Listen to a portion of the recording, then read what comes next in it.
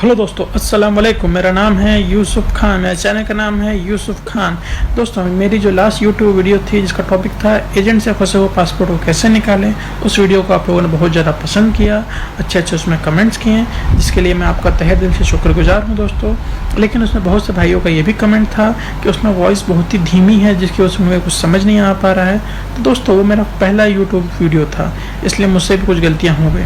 इसलिए दोस्तों फिर से ही मैं सेम टॉपिक पे ये वीडियो लेके आ रहा हूँ, लेकिन बेटर वॉइस क्वालिटी और एडिशनल और लेटेस्ट इन्फॉर्मेशन के साथ। आई होप आपको वीडियो अच्छा लगे। लाइक, कमेंट, सब्सक्राइब करें।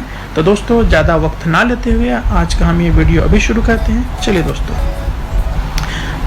जब हम ओवरसीज के लिए ट्राई करते हैं तो उसमें कोई फ्रेशर भी होता है, कोई रिटर्नर भी होता है। रिटर्नर को सब कुछ पता होता है, वो क्योंकि वो सारे प्रोसेस से गुजर चुके होते हैं। लेकिन जो हमारे फ्रेशर भाई होते हैं उनको कोई आइडिया नहीं होता, कहीं से गाइडेंस नहीं मिलता है। इसीलिए इस वीडियो में मैं उनका कुछ गाइड करना चाहूँगा, कुछ हेल्प करना चाहूँगा। तो प्लीज़ इस वीडियो को आखिरी तक देखें, तो इसमें आपको ज़रूर कुछ अच्छा ही देखने को मिलेगा, अच्छा ही समझने को मिलेगा। दोस्तों, कभी भी हमको पता करना है कि ऑफिस जेन्युइन है कि नहीं, कंसल्टेंसी जेन्युइन है कि नहीं, तो सबसे पहले उस कंसल्टेंसी का एक रजिस्टर्ड ऑफिस होना चाहिए।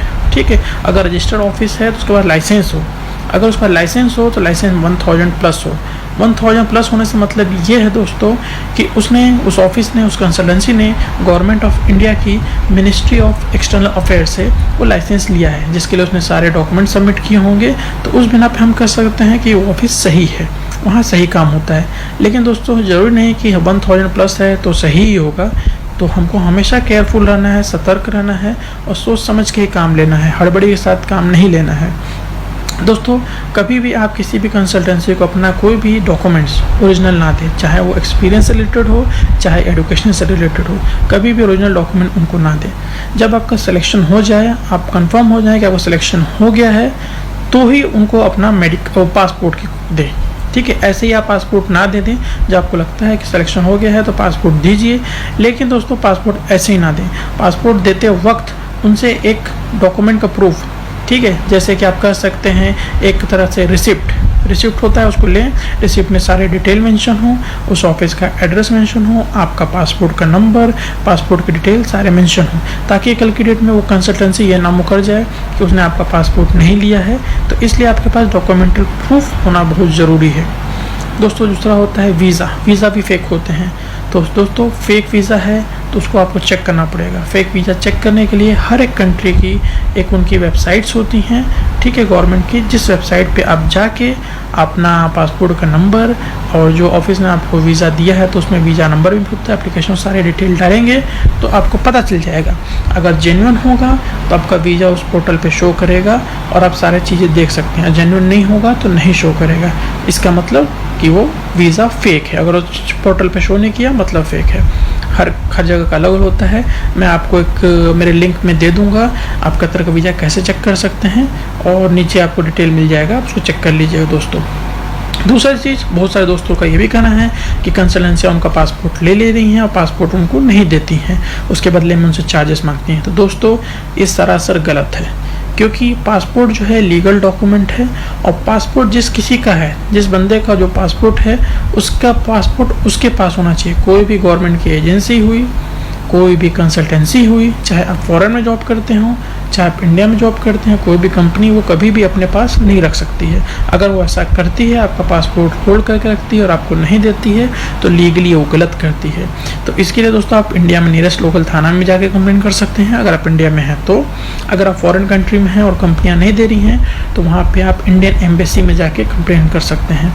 तो मेरे वीडियो के लिंक में इंडियन एम्बेसी का डिटेल्स में दे दूँगा, और नीचे भी यहाँ पर मैं आपको लिंक दे रहा हूँ।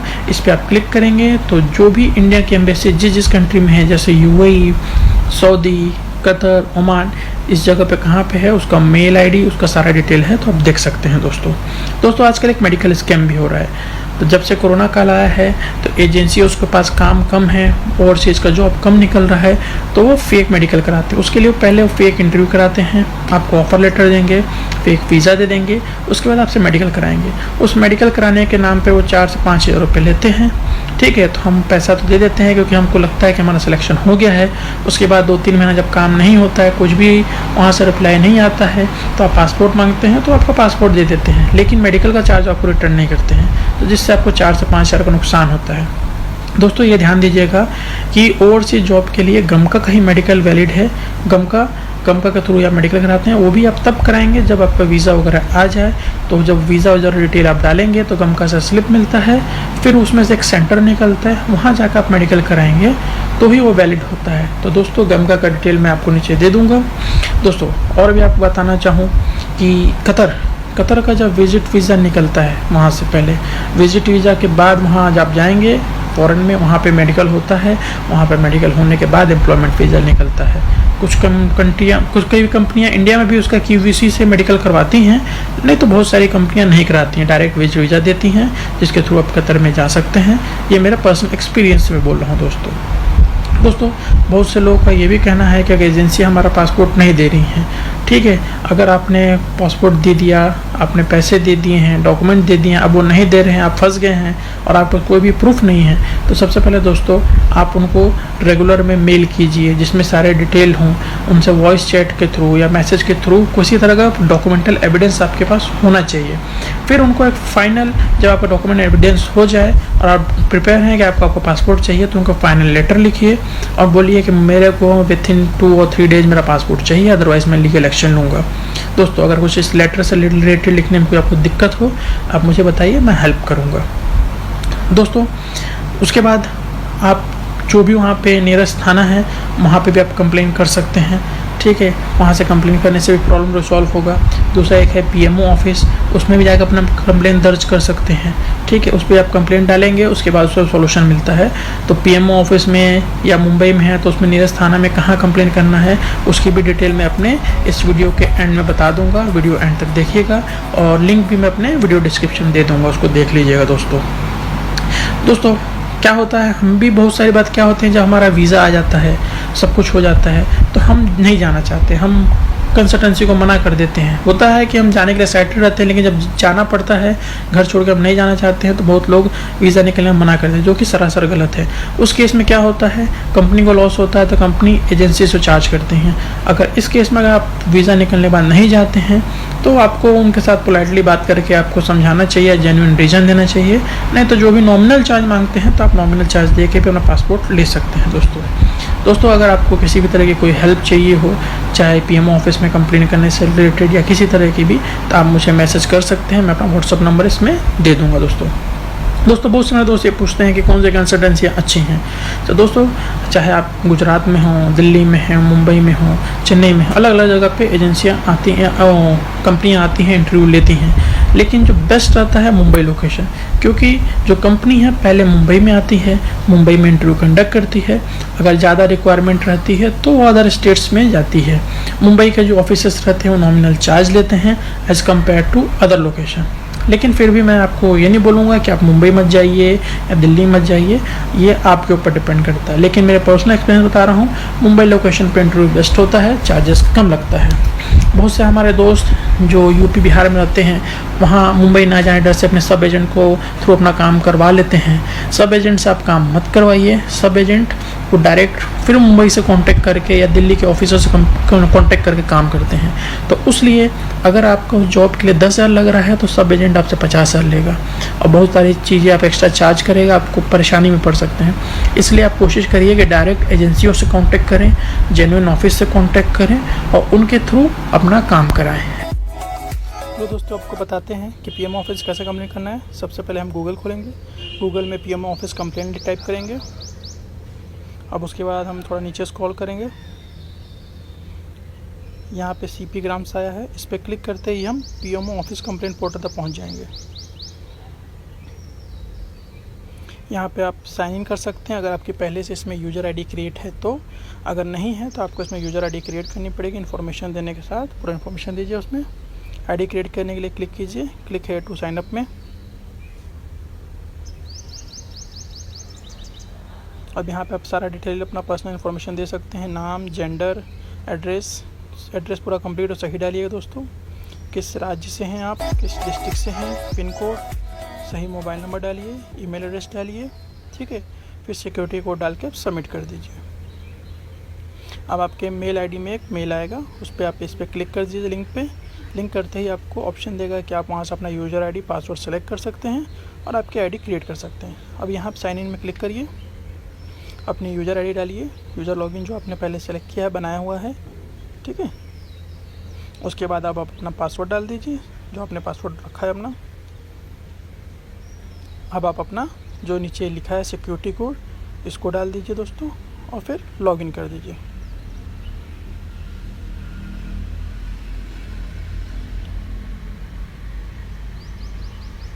लॉगिन करते ही पोर्टल अब खुल जाएगा दोस्तों। अब यहाँ से आप लॉन्च पब्लिक ग्रीवेंस में आप क्लिक करिए।